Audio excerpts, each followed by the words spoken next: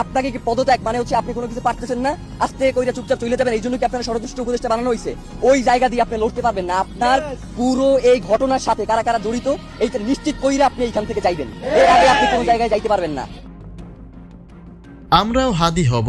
যত সময় যাচ্ছে ততই যেন এই কথাটির পূর্ণতা পাচ্ছে, কেননা শহীদ হাদির মতো করে প্রতিবাদী হয়ে উঠেছে আরও এক যুবক। দেশের আইনশৃঙ্খলা বাহিনীর কাছে একাধিক প্রশ্ন ছুড়ে দিয়েছেন তিনি। ভারতের সাথে বন্দি বিনিময় থাকা সত্ত্বেও কেন এখনো বিচার নিশ্চিত করা হয়নি, সেই প্রশ্নটিও রেখেছে এই তরুণ। বাংলাদেশ এটা বন্দি বিনিময় চুক্তি আছে, আপনারা জানেন না? এই যে উলফা নেতাদেরকে যে বন্দি বিনিময় চুক্তির মাধ্যমে ভারতে পাঠানো হয়েছে, আপনারা দেখেন নাই? উলফা নেতারা খালি বাংলাদেশ থেকে ভারতে পাঠানো যায়, ভারত থেকে দিল্লি ওই কুত্তা শেখ হাসিনার বাংলাদেশে আনা যায় না?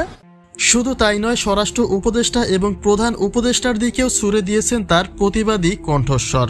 আপনারা কে বাধা দিচ্ছে এই দায়িত্ব পালন করতে? আপনি কার কার জন্য এই দায়িত্ব পালন করতে পারেন নাই? কে এই খুনের তদন্ত করতে আপনারা বাধা দিচ্ছে? সব কথা বইলা দিয়া এরপর আপনি যাইতে হবে, এছাড়া আপনার যাওয়ারও কোনো সুযোগ নাই।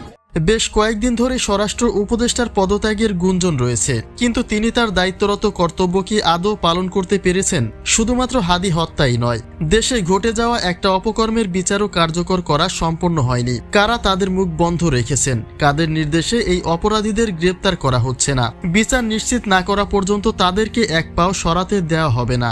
স্বরাষ্ট্র উপদেষ্টাকে উদ্দেশ্য করে ঠিক এভাবেই প্রতিবাদ গড়ে তুলেছেন এই যুবক। আপনাকে কি পদত্যাগ মানে হচ্ছে আপনি কোনো কিছু পারতেছেন না, আস্তে কইরা চুপচাপ চলে যাবেন, এই জন্য কি আপনার ষড়যন্ত্র উপদেষ্টা বানানো হয়েছে? ওই জায়গা দিয়ে আপনি লড়তে পারবেন না। আপনার পুরো এই ঘটনার সাথে কারা কারা জড়িত এইটা নিশ্চিত কইরা আপনি এইখান থেকে যাইবেন, এর আগে আপনি কোনো জায়গায় যাইতে পারবেন না।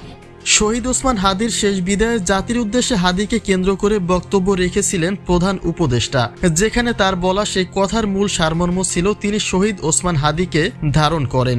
হাদির অসম্পূর্ণ কাজগুলি তিনি সম্পূর্ণ করতে চান, কিন্তু একটিবারও সেখানে হাদি হত্যার বিচার কার্যক্রম সম্পর্কে কথা বলেননি প্রধান উপদেষ্টা, যে কারণে প্রধান উপদেষ্টার কাছেও প্রশ্ন ছুড়ে দেন এই তরুণ। জানাজার মাঠে আপনি বলেছেন যে আপনি শরীফ ওসমান হাদিকে ধারণ করেন, কিন্তু একবারের জন্য আপনি জানাজার ময়দানে বলেন নাই যে খুনের বিচারের ব্যাপারে আপনি কি করবেন। আপনার যে অসহায়ত্ব সেইটা আমরা দেখতে পাইছি, আপনি কিসের কারণে অসহায় সেইটা আমরা জানতে চাই। আপনাকে কে অসহায় করে তুললো এইটা আমাদের কাছে আপনার জানাইতে হবে। তার দাবি, প্রধান উপদেষ্টা এবং স্বরাষ্ট্র উপদেষ্টার মাঝে অসহায়ত্বের ছাপ স্পষ্টভাবেই ফুটে উঠেছে, কিন্তু তাদের অসহায়ত্বের মূল কারণ আসলে কি?